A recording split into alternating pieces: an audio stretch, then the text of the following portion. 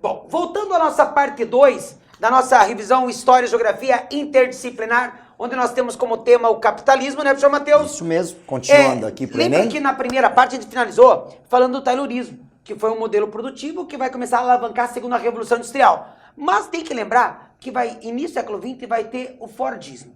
Quando penso no Fordismo, eu tenho que lembrar principalmente na questão da produção em massa. Em massa. Eu sempre gosto de colocar que o Fordismo teve dois momentos. Produção em massa, pós-29, consumo em massa. Mas vamos pensar nesse primeira fase, onde a produção em massa, principalmente vai ter esta organização, a organização fabril. Professor, você quer dizer a organização da fábrica, professor, da indústria? Sim. Olhando para mim, primeiro, setorização.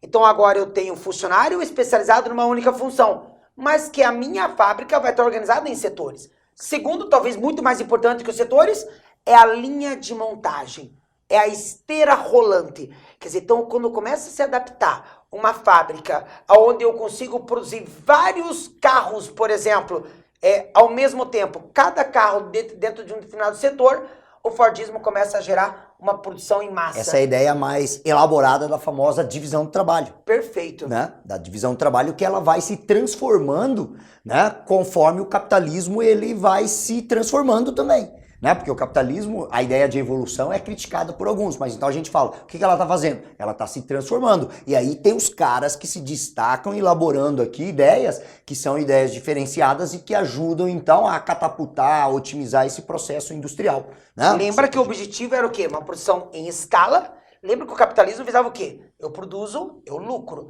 Então a ideia era produzir muito do mesmo, em pequeno tempo.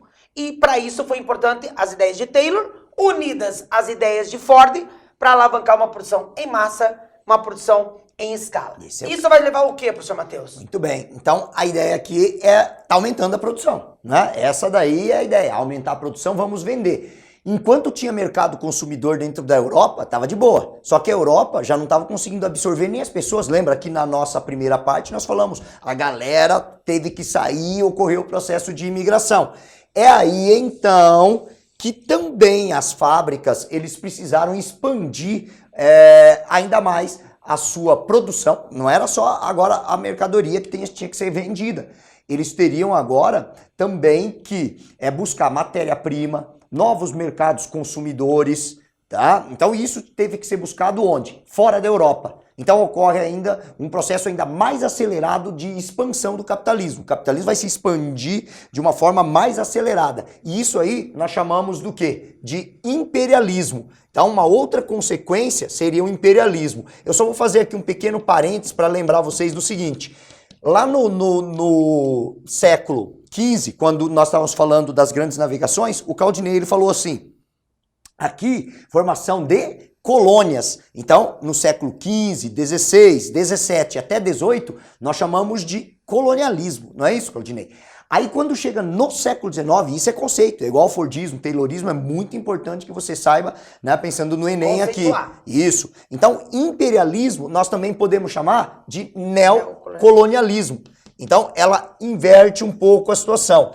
Só para deixar assim bem rapidão para vocês. O que seria o imperialismo? O imperialismo é quando os países industrializados, eles transformam essas regiões que são regiões conquistadas na América, na África, na Ásia, né, em locais que vão ser consumidores de suas mercadorias. Mas não é só isso. Elas vão fornecer matéria-prima, tá? Elas vão servir de base para a produção daquilo que também vai ser comercializado em outras regiões. Agora, lá naquele período, que é o período colonialista, já não era isso. Eles iam para buscar as mercadorias nas colônias, que era para ser vendido onde? Na Europa. Então, essa é a diferença. Por isso a gente usa o termo imperialismo ou neocolonialismo, tá certo? Só duas ideias. Lembra que o imperialismo, principalmente europeu, partilhando a África, a Ásia, entre os países europeus, tinha como justificativa aquela ideia de missão civilizadora, né, professor Matheus? Isso é importante. Então mesmo. lembra que a justificativa para partilhar um continente inteiro, tirando aí a Libéria, todo o restante foi. Lembrando que a justificativa era assim, levar o cristianismo para salvar as almas da população africana, que basicamente era muito tribal, né? E ainda continua sendo. Segundo, levar os benesses da ocidentalização para os africanos. Agora, professor, isso era o real que aconteceu? Claro que não. A real ideia era a busca de matéria-prima para manutenção da Revolução Industrial e novos mercados consumidores para a própria Revolução Industrial Europeia. Isso aí está relacionado com aquele tema da imigração. Na realidade, eles acreditavam que eles tinham essa missão civilizadora e vão levando para esses 3 continentes aqui, né, com aquela ideia da eugenia, nós somos superiores e essa é uma obrigação. E aí, então, qual vai ser um problema? Da mesma forma com que ocorreu lá no período do colonialismo, aqui novamente nós vamos ter um processo forçado de aculturação. Se você pegar o continente africano, que o Claudinei estava falando aqui, no continente africano não existia países como nós conhecemos hoje. Existiam lá alguns reinos importantes, principalmente no norte da África, que haviam vivenciado, né, momentos de glória desde o período que era expansão anterior a islâmica. Cristo. Né? Então, quer dizer, mas países mesmo? Não. A mesma coisa acontece na Ásia. A exceção seria o quê? A América. Né? Então, a América, na verdade, assim, eu diria assim para vocês que a América é o local que, óbvio, sofre com a ação imperialista, mas aqui ela ficou mais circunscrita à ação de quem? Dos Estados Unidos. Então a interferência europeia nesse sentido, a partir do século XIX, ela vai ser um pouco menor por causa dos Estados Unidos e a sua famosa doutrina Monroe. Então para onde é que eles vão se dirigir de uma forma mais agressiva? África e Ásia. Né? Então aí dentro desse contexto eu acho que vale a gente lembrar vocês. Por quê? Porque o imperialismo ela tem várias consequências. Né? Então nós temos aqui algumas consequências. Por exemplo, se fôssemos colocar a curto prazo, isso daqui gera uma concorrência, que é uma concorrência bastante agressiva entre as nações imperialistas. Tá? Eles vão fatiar esses continentes. Né? Então tem aqui na África, a Conferência de Berlim, eles dividem o continente africano. A própria China, vamos pegar a China, acho que é legal até falar de uma coisa que está sendo comemorada agora, que é a Revolução Chinesa. Fazer um adendo aqui, o que você acha, Claudinei? Beleza. Né? Então, olha só um rápido aqui para vocês. Então, se a gente pegar no caso da Ásia, eu acho que o grande exemplo é a China. Tá? A China, ela vai ser fatiada pelas nações europeias, a Ásia de uma maneira geral, mas principalmente a China. Tá? E aquilo vai acabar gerando uma série de conflitos. E a China já é um país, na verdade, vamos colocar, hoje é um país, mas na época ele não tinha essa característica, né? Mas já tinha uma organização complexa há milênios. Você sabe que a civilização asiática, né? Assim como a africana, né? Os povos tribais africanos, eles têm uma cultura que é milenar. É a nós que negligenciamos sempre essa ideia. E obviamente que aqui então, na China, onde a organização política era mais complexa do que nos reinos africanos, a reação ela vai ser mais violenta. Né? Então aqui, ó, o que eu diria? Na China, nós vamos ter aqui, ó, a eclosão por conta disso de movimentos que são movimentos nacionalistas. Né? Então esses movimentos nacionalistas com o intuito de fazer o quê? De expulsar, né, esses imperialistas. Fala, mas quem são esses imperialistas? Nós podemos falar da Inglaterra, nós podemos falar da Alemanha, nós podemos falar da Rússia, ou seja, estava todo mundo fatiando a China. Aqui o objetivo não é a gente falar necessariamente de como foi esse processo imperialista, né? Mas lembrar você que a China ela sofreu bastante e isso desencadeia diversos movimentos aqui nacionalistas, né? Por exemplo, se fosse destacar aqui o movimento dos Boxers, tá? Então isso daí é uma coisa que vai acontecer lá no final do século XIX, início do século século XX, desculpa, tô voltando para trás aqui. Aí no século XX, se eu fosse destacar para vocês, principalmente a partir de 1905, eu diria que um movimento chamado de Kuomintang. Tá? Então, esse movimento aqui, ele teria um destaque, né, nesse processo de expulsão dos imperialistas. E aí eu diria, isso é o início do que nós chamamos do que seria a Revolução Chinesa. É uma primeira fase. Então ela vai aqui mais ou menos de 1905, né, até 1911, quando se conclui esse processo de expulsão dos países imperialistas. Você queria comentar alguma coisa? Bom, já que você está falando de China, e você falou de Revolução Chinesa, já vamos abrir aqui um parênteses aqui, ó. Então, o senhor Matheus falou de Revolução Chinesa. Então, o que é legal você lembrar? Esse ano está se comemorando 70 anos de Revolução Chinesa. Então, isso pode aparecer como uma data efeméride para o senhor Matheus. Ah, bonito, professor. Efeméride. Efeméride. Um aniversário, uma data aberta, legal, bacana de você entender. Ó, esse ano tem muitas revoluções que estão comemorando isso, né? Tem. A Revolução Islâmica, que foi em 79, então tá comemorando aí... Deixa eu aparecer aqui, então. 50 anos. Nós vamos destacar... Revolução Cubana. A Revolução Cubana, que 60 anos. Crise de 29. Quer dizer, 90 anos. Quer dizer, essas datas o vestibular gosta. E o Enem pode vir com essa vibe também. Isso aqui está bastante discutido, né? Porque a China ela teve um processo de transformação bastante acentuado a partir de 1949. Né? Então ela sofreu bastante, como eu disse aqui, com os imperialistas, e a partir de 1949 ela vai trilhar novos caminhos. Vou deixar o Claudinei falando isso aí com vocês. Em 49, então você lembra já que temos a famosa Revolução Chinesa. Lembra então que nós tínhamos o Kuomintang, um movimento de cunho capitalista, mas que era naquele momento governado por Chiang Kai-shek. Então, só para você entender o contexto de uma China com uma visão mais capitalista, dentro daquele processo que o mundo estava vivendo, um capitalismo aí, claro. E depois de 49, o que seria a Revolução Chinesa? Está comemorando 70 anos, senhor. Na verdade, é a tomada de poder dos comunistas. Lembra que o Partido Comunista Chinês, na década de 20, já existia dentro da China.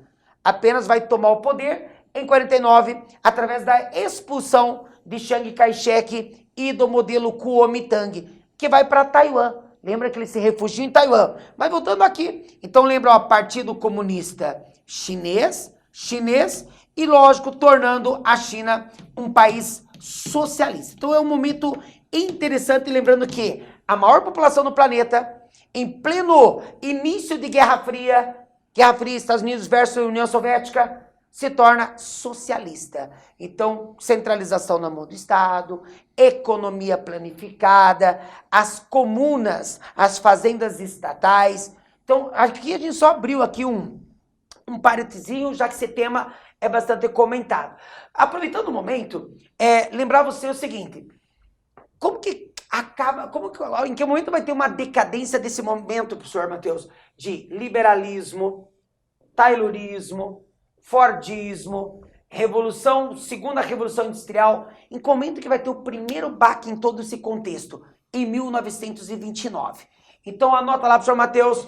Então vamos colocar aqui, ó, só para a gente fazer aquele esquema. Então, óbvio que isso daí se consolida já a partir do século XIX. A gente falou assim, século XVIII, nós colocamos o capitalismo industrial. No século XIX, começa o capitalismo financeiro. Mas vamos colocar no século XX aqui, ó, que é quando ele se estabelece, né? Mas perfeito. Surge no século XIX, tá? Então o capitalismo, ele já numa nova fase, que é o capitalismo financeiro. E aí, como o Claudinei falou muito bem agora, lembrou muito bem essa ideia. Quando é que essa crença inabalável na ideia de que o liberalismo era o grande responsável, responsável pelo progresso e tal, vai entrar em colapso? O Claudinei falou, ó, 1929. Então, 1929, vou escrever até diferente, assim, ó. Vamos escrever, ó. É a crise do liberalismo.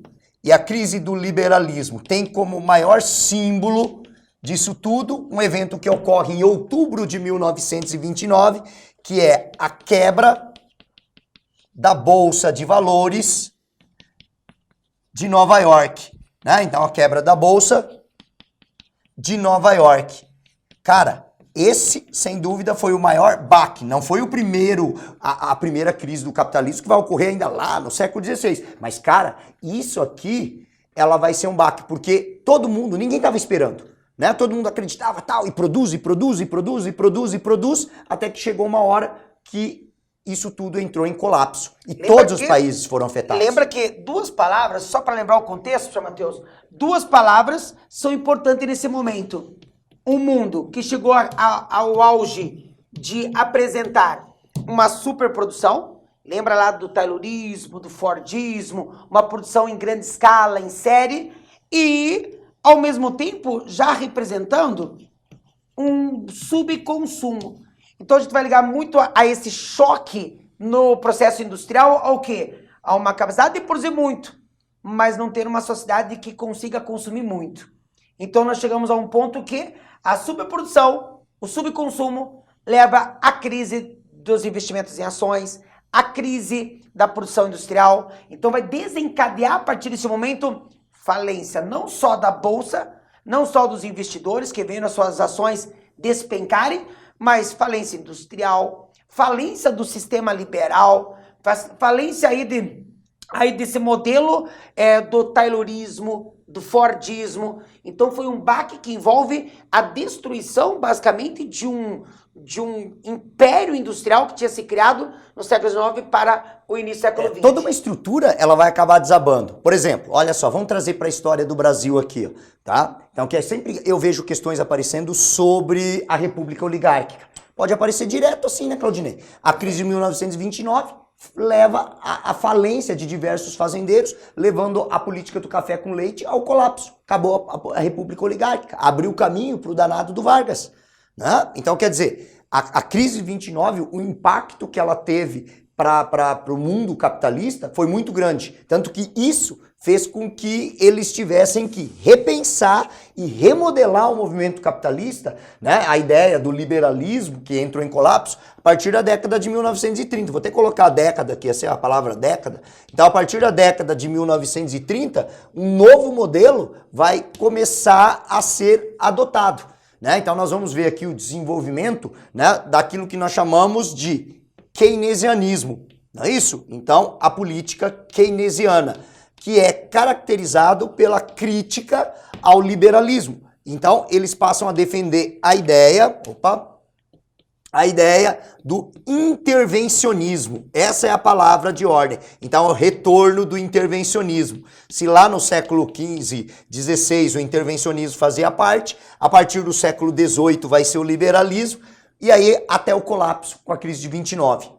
Aproveitando o momento, lembra John Maynard Keynes, né? Só para você relembrar, a teoria do keynesianismo era uma grande teoria de oposição, mas vamos pensar o seguinte, ela pregava o quê, professor? Intervencionismo estatal. Liberalismo, Estado mínimo. Aqui, um Estado participativo. Mas olha aqui, ó, um Estado criando regras econômicas para que o capitalismo funcione, ok? E não confunda, né? Keynesianismo é fortalecimento estatal, socialismo. Não. Não tem que fazer essa relação. Lembra que era uma participação maior do Estado dentro da economia capitalista, criando regras, bases produtivas, criando leis trabalhistas para dar seguridade ao trabalhador. Seu mundo quebrou lá atrás porque talvez não existia um poder de consumo que desse segurança de consumo ao trabalhador. Então, leis trabalhistas, seguridade, grandes obras por parte do governo com o intuito do quê? Ser o responsável em gerar emprego, gerar renda.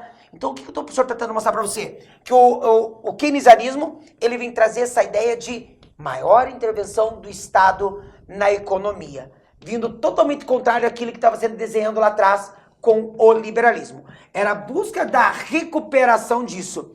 Lembra que aí vai nascer isso que o senhor Matheus está colocando, a política do welfare state, a política do bem-estar social. Então vai estar ligado a todo esse crescimento de uma seguridade trabalhista, de salários e aposentadorias, que no Brasil vai se construir a partir de quem? Vargas. Já para aproveitar o Vargas, momento. vamos aproveitar aqui, vamos falar então. Sabia que o Vargas, já que você tocou nele aqui, Claudinei, ele foi um dos pioneiros no mundo a adotar a política do bem-estar social. Porque, ó, 1930, ele criou a política do bem-estar social, que você falou o quê? Leis trabalhistas, regulamentação do trabalho feminino, salário mínimo. E aí ele vai intervir na cafeicultura, não é isso que a gente aprende também? Que ele intervém na cafeicultura, queima café, Vargas é louco? Welfare State. uma coisa necessária. Tanto que aí os Estados Unidos, se a gente for colocar aqui, vamos falar do exemplo norte-americano, o Roosevelt, ele cria um negócio chamado New Deal, é isso, né? Nos Estados Unidos é o New Deal. Tá? E aí o New Deal, quando o Roosevelt veio aqui para o Brasil fazer uma visita para o Vargas, ele disse assim para o Vargas, cara, você sabia que para eu elaborar o New Deal lá nos Estados Unidos, eu me embasei nas tuas ideias. Então, quer dizer, é uma reorganização do mundo capitalista, bem diferente do que acontecia lá. Ó. Lembro que o New Deal são as políticas keynesianas na prática dentro dos Estados Unidos, Sim. que se basearam nas ideias que Vargas já estava colocando aqui no território brasileiro. Então, é sempre bom lembrar o seguinte, né, professor Matheus? Pensou Vargas nesta evolução do capitalismo, e agora puxando para o Brasil, não somente você vai pensar no welfare state, mas é o momento de uma industrialização no Brasil com fortalecimento do Estado nele. Então, fala aí a palavrinha que a geografia sempre gosta dessa palavra e eu tô começando a concordar. É o início da Revolução Industrial no Brasil, né? É que a gente, na geografia, a gente divide a evolução da indústria em alguns momentos. Então, um momento de proibição, século XIX e início do século XX, instalação industrial, época de Vargas, daí de 30, 40 e 50, revolução industrial, e a partir da 50, a internacionalização da indústria brasileira. Vamos fazer então, essa ideia. Coloca aí para eles. Indústria de base, Vargas, então vamos nessa sequência. Sim. Indústria de base. Lembra aqui, ó, indústria de base é metalurgia, siderurgia, ok? Aqui vai adentrar o quê, professor Matheus? A indústria de bens de consumo durável. É bom lembrar do caminhão Fenemê, a Fábrica Nacional de Motores. Icônico esse Lembra? caminhão. Época de Vargas, indústria de base. E não, dentro dessa indústria de base, ligar aqui a indústria extrativa. Deixa eu dar um exemplo de indústria de base, Trocinho. CSN, Companhia Siderúrgica Nacional. Cosipa, Companhia Siderúrgica Paulista. Vale do Rio Doce. Extrativa, Vale do Rio Doce. Aí vai desencadear a siderurgia, indústria de base, Usiminas. Todas estatais. Tudo nascendo na época de Vargas com forte intervenção do Estado. Não confunda capital estrangeiro com indústria estrangeira. Então, legal. Muito disso foi capital estrangeiro, mas era indústria do Estado. Legal escrever isso. Nacional. Ok. Nacionalismo. Então, é uma tá característica aqui, de Getúlio Vargas. Nacionalismo. Lembra o que mais? Ó, puxando aqui em cima. Consolidação das leis trabalhistas. Então tá muito vivo nas ideias de Vargas a presença do Estado, criando regras, criando seguridade trabalhista e participando de forma direta na questão econômica. Então tá aí essa ideia do keynesianismo muito claro no Brasil nesse momento da história. Só para finalizar, se você quiser já jogar para JK, né, que é um outro momento, só para lembrar aqui, ó, você sabia que dentro desse contexto, Vargas cria também em 1953 a Petrobras. Né? Então a criação da Petrobras também está dentro dessa mesma perspectiva, porque muitas vezes a gente pensa assim, tem o primeiro governo Vargas, segundo governo Vargas, né? Não, em termos gerais é isso, não importa se é o primeiro, não importa se é o segundo, óbvio que tem aquela ideia do Estado Novo, mas aí é uma outra história, tá? Então aqui a gente continua dentro dessa ideia. Só para lembrar esse processo ainda industrial, desse capitalismo que começa depois aí da crise de 29, então professor Matheus, ó, JK. Então, o JK aí, nós vamos ter aí na segunda metade da década de 50 até ali o início aí da década de 60. Lembrando você que essa segunda metade da década de 50 é o processo de internacionalização da economia industrial brasileira. Então, lembra que é a partir desse momento que nós vamos começar a receber as multinacionais. Lembra que ali com Vargas era capital estrangeiro, não indústrias estrangeiras, ok? Então, ó, vamos ter o plano de metas. Lógico que se o Brasil vai começar agora a ser um atrativo para uma indústria multinacional, uma indústria estrangeira, eu tenho que criar uma infraestrutura que dê suporte a elas. Então, esse plano de metas era o quê? Era um grande projeto de infraestrutura. É como se fosse o PAC da Dilma e do Lula, como se fosse o Avança Brasil do Fernando Henrique Cardoso, como se fosse o PND da ditadura militar. Foram projetos de desenvolvimento de infraestrutura em transporte, fontes de energia. Foi indústria pesada. Foi nesse momento que nós tivemos o quê? Um desenvolvimento de hidrelétricas, apesar que já existia, mas se intensifica. O rodoviarismo ganha um corpo gigantesco a partir desse momento. Segundo, multinacionais, professor Matheus. Então tá aí, ó, as multinacionais, destaque principalmente para o setor automobilístico. Talvez uma das grandes imagens ou foto da época é a inauguração de Brasília, com o JK entrando num Fusca conversível. Quer dizer, é a realidade dele. Construção de Brasília. Então quer dizer, automobilísticas. Indústria, né, de bens de consumo duráveis. E aí uma coisa pra gente finalizar e já jogar ali pra ditadura militar e a gente fechar o assunto, ele começa um processo aqui de tentar levar esse desenvolvimento para fora do eixo Rio-São Paulo, não é verdade? Então é dentro desse contexto que ele vai construir, inclusive, Brasília. Tá? Então ele realiza uma abertura de mercado, então vai dentro dessa vibe aí. Nesse período que ele ficou no poder, lembra que dá início a um tripé econômico industrial, mas que só vai se consolidar com a ditadura, que já vai bater um papo. O que é esse tripé econômico? Vamos comigo aqui? Vamos lá. Analisando. Tripé econômico, principalmente quando se fala na questão industrial, é você valorizar 3 setores ao mesmo tempo. Primeiro, o setor multinacional, que era o que o JK estava priorizando nesse momento. Segundo, desenvolvimento de uma indústria privada nacional. E terceiro, manutenção e, lógico, valorização das estatais que já existiam no Brasil. Então, imagine só, indústria estatal, multinacional e a indústria privada nacional. Finaliza, professor Matheus. Então vamos lá, para a gente finalizar. Então, a década de 1960 em diante, nós temos aqui, ó, a República Militar, ou a ditadura militar, como você preferir aqui. Então, aqui é quando fecha aquilo, não é? Aquela ideia do tripé econômico, da abertura de mercado, né? Então, nós temos aqui, ó, o desenvolvimento, né, ainda mais acelerado da indústria de bens de consumo duráveis. Se o Claudinei ele colocou ali para vocês que o principal destaque no governo de JK é o setor automobilístico, por causa da instalação da Volkswagen, a produção do Fusca, aqui nós vamos ter como destaque o setor que é o setor de eletrodoméstico. Né? Então, dentro desse contexto aí, né, a partir desse tripé econômico, né, baseado principalmente na abertura de mercado, concessão de crédito, né, concentração de renda, nós temos aqui, ó, o milagre econômico. Foi o período de maior crescimento econômico da história do Brasil. Basicamente, ali entre os anos 68 a 73, nós crescemos 10% do nosso PIB todos os anos.